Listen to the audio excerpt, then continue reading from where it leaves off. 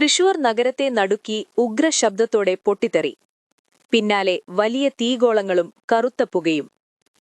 നമസ്കാരം, കേരള ഡെയിലി ന്യൂസിലേക്ക് സ്വാഗതം. വാർത്തകളിലേക്ക്.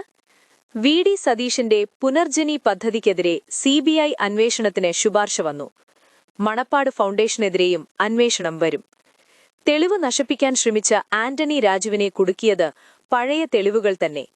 എങ്കിലും വേട്ടയാടൽ രാഷ്ട്രീയ നിക്ഷേപമാക്കാനാണ് കോൺഗ്രസ് നീക്കം.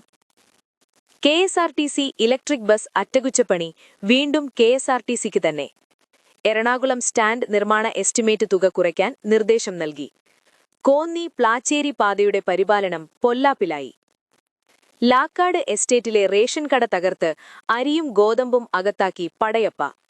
കടുവ പോയാൽ പുലി. 3 ദിവസത്തിനിടെ 3 ഇടങ്ങളിൽ പുലിയിറങ്ങി. ഭീതി ഒഴിയുന്നില്ല. കൃഷി പ്രതിസന്ധിയിൽ. തോടുകളിൽ പുല്ലും പായലും നിറഞ്ഞ് പാടങ്ങളിൽ ജലക്ഷാമം.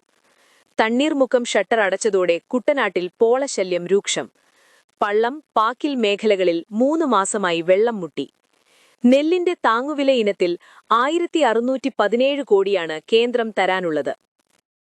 വാഗമണിൽ കാട്ടുതീ പരരുന്നു. മലയോര റെയിൽവേ കാത്തിരിപ്പ് നീളുകയാണ്. ചാത്തമ്പാറ ജംഗ്ഷൻ അപകടക്കെണിയായി. കേബിൾ ഇടാൻ കുഴിച്ച ശ്രീകണ്ഠപുരം നഗരത്തിലെ കുഴികൾ അടച്ചില്ല. തിരഞ്ഞെടുപ്പ് കഴിഞ്ഞതോടെ പട്ടയം വാഗ്ദാനം ചെയ്ത കർഷകർക്ക് കുടിയിറക്ക് നോട്ടീസ് വന്നു. MLA സ്ഥാനാർത്ഥി ചർച്ചകൾ. നടൻ ആസിഫ് അലി മത്സരിക്കാൻ സാധ്യത. വി.ഡി. സതീശനെ നേരിടാൻ പറവൂരിൽ സുനിൽകുമാർ വരാൻ സാധ്യത.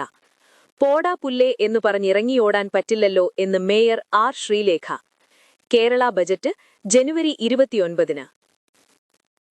ഈ ന്യൂസുകളിൽ നിങ്ങൾക്കെന്തു തോന്നി? കമന്റ് ചെയ്യൂ. ശുഭദിനം.